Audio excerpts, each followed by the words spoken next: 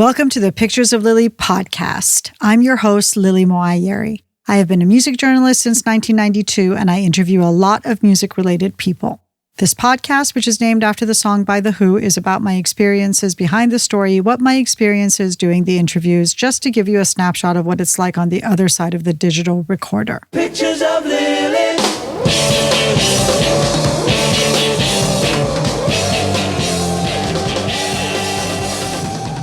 Thank you, everyone, for tuning into the Pictures of Lily podcast. This is episode 71. We publish monthly with a new episode posting on the second Wednesday of each month. You can find us on every platform by going to picturesoflily.com, where you can subscribe or follow us and also connect to us on Instagram, SoundCloud, YouTube, Pandora, and Amazon. Although it's really best to listen to the podcast straight from the source at picturesoflily.com, as it is the highest quality audio and avoids copyright restrictions.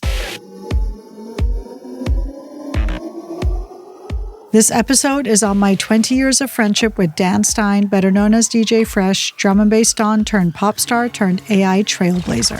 It's like old times, you hear me coming through your speakers. You see me mashing up your airwaves. I know you can't get enough of my sound. It's like old times. Here are a few snapshots of my experiences with Dan DJ Fresh.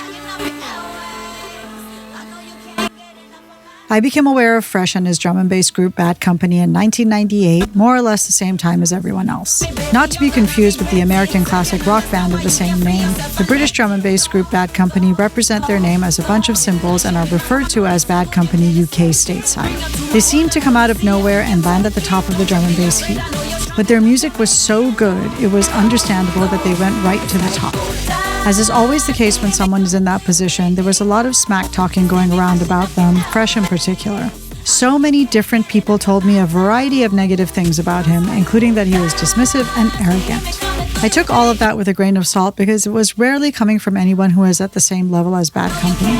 Mainly it was people who wanted to be at that level and wanted to be associated with artists at that level, but just didn't have the music or the talent to justify it. Fresh and I crossed paths a few times, but we were never formally introduced before I interviewed him in December of 2002.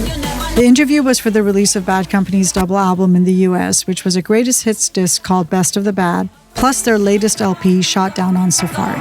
We were supposed to get the interview done out here in the States, but we never connected. I was being sent to the UK to interview Massive Attack, the subject of episode 63 of this podcast. I extended the trip, like I always do, and arranged an interview with Fresh at his home in London. It was a loose arrangement. We had the day, but not the time locked in. And I believe even the day changed once or twice. On the day we had determined, I met up with a friend in the neighborhood Dan lived in at the time. I figured whenever he was ready for the interview, I would be nearby and be able to get to him quickly. My friend and I were sitting in a cafe and I saw Dan walk by in a long white coat. It was either fur or leather, I can't remember. Either way, it was wild. I called him on his mobile and said, "You just walked by where I am." He had me meet him in the restaurant he was, and when I walked up, he said, "Oh, I've seen you before," which was good because I really had tried to get the interview done when he was over here.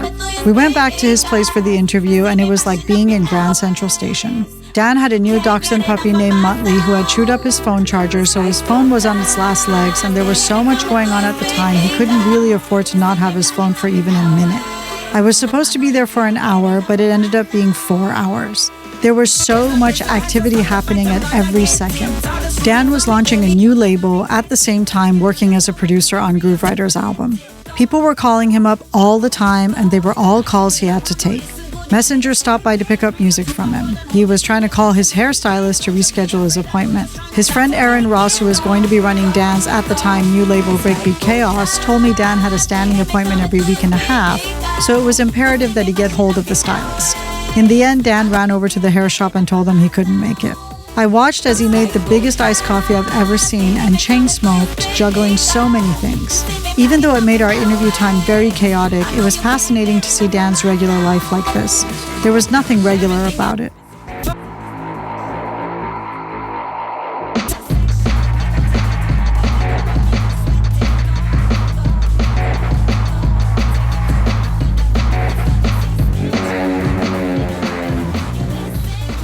One of the key things I noticed about Dan was how briefly creative endeavors kept his interest. He's definitely one of those people that goes all in when something sparks his creativity. But once he's done it, he's passed it and on to the next thing. At the time, this is what he told me about drum and bass. It's technical show-off music. The most important thing is to catch a good vibe. The best tunes are made in 4 or 5 hours. The 9, which was voted on Drum and Bass Arena as the biggest drum and bass tune of all time, was written in 4 hours.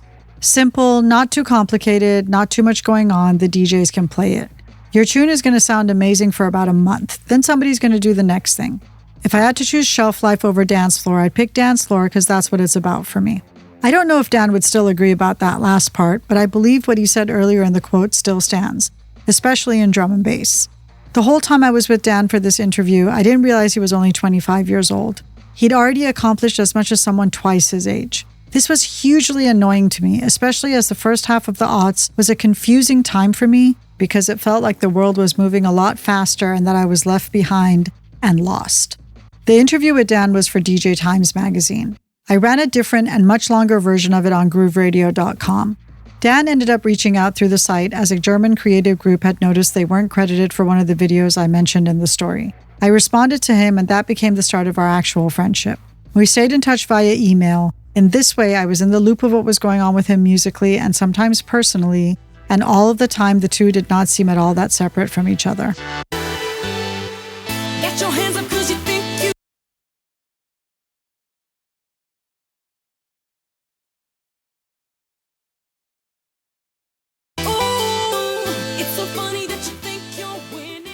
As I mentioned earlier, Dan needs new creative stimulation, and he was moving in a different sonic direction away from strictly drum and bass. He put a massive amount of effort, like he always does, with his solo material.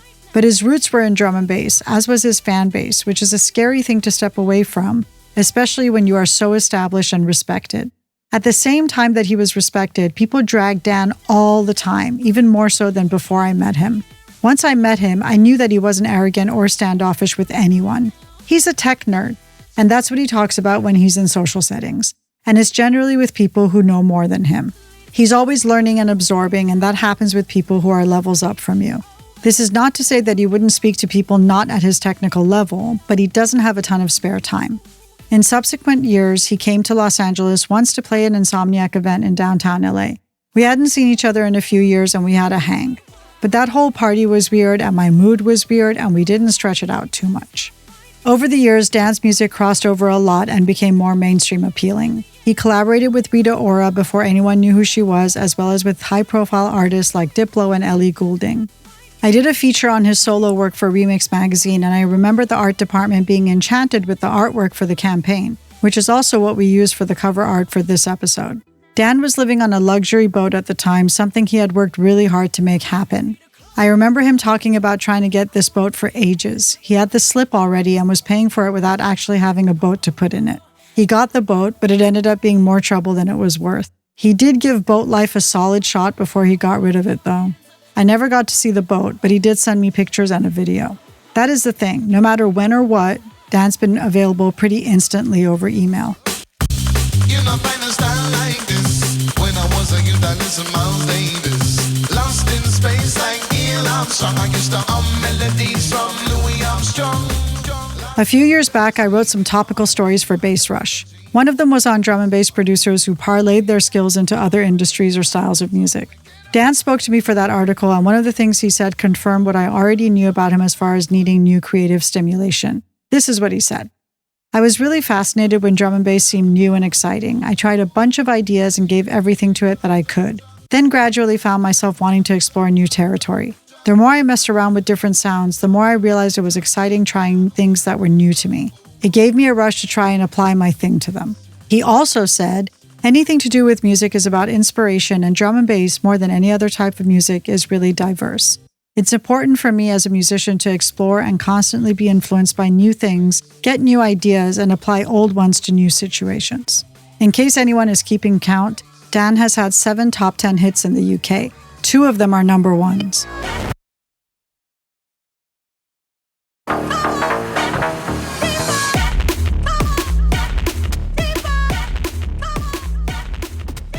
Bad Company reformed and were releasing an album not long after that interview I did with Dan for Bass Rush.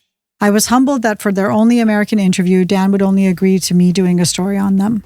I spoke to him again and the other Bad Company guys for Bass Rush for what ended up being more of an op-ed on drum and bass with some input from them and others. I love 2 quotes in there. One from Mike Hive, who said this about Bad Company: no one got over them breaking up.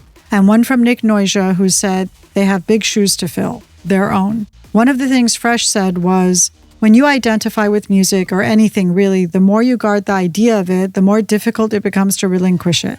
I'm not saying it's not valid, but for some people it becomes their whole reality.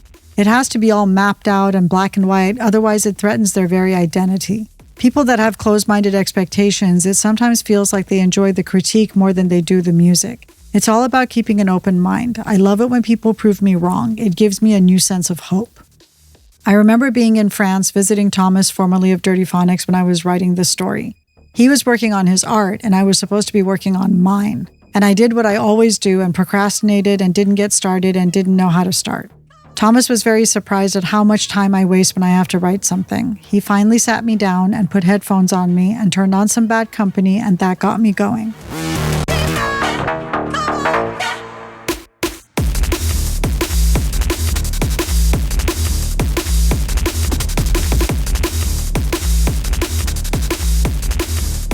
Not long after this interview, Dan revealed on Facebook that he had been treated for thyroid cancer and that he was in remission. Also, that this was not his first bout with cancer. It was and is a very powerful post. I reread it when I was preparing this episode and know that he feels the same about everything he said in it. I will link it here. Dan has been working in AI for a few years now. I got asked to moderate an AI panel at NAMM last year and I knew exactly who to go to. I reached out to him and he made himself available instantly. He sat with me on Zoom and got me super informed about everything I needed to know about AI in a very easy and accessible way. I felt very prepared for the panel, and when I met with the panelists ahead of time and we discussed what we were going to talk about, I felt very in command of the situation. And that is all down to Dan. Just last week, I was quoted in an AI article, and again, the core of what I know is because of the tutorial he gave me.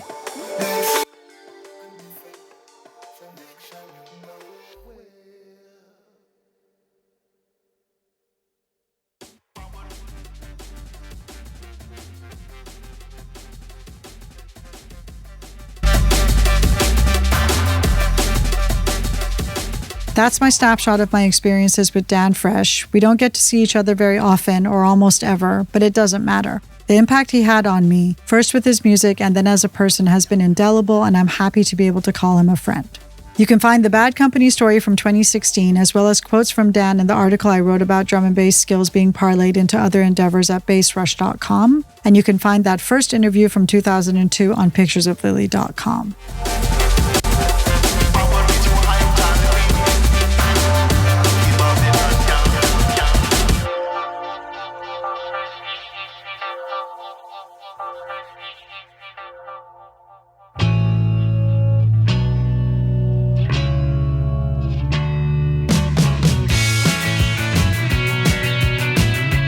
In our next episode, I'm going to be talking about my less than a handful of experiences with Robert Smith and The Cure, which were nonetheless very impactful. I would say I'm sorry if I thought that it would change your mind, but I know that this time I have said too much, been too unkind. From myself and my co-producer, director, editor, Lawrence Schroeder, thanks for listening, and if you have a chance to subscribe or follow the podcast on any of the podcast platforms, please do so, and please rate and review. You can connect to us on picturesoflily.com, and from there you can choose your preferred podcast platform, or Instagram, or SoundCloud, or YouTube, or Pandora, or Amazon. You can also find the playlist for the podcast episodes on Spotify and YouTube. There's also a Pictures of Lily newsletter, which goes out when each podcast episode posts, with a bonus newsletter in between that you can subscribe to on picturesoflily.com.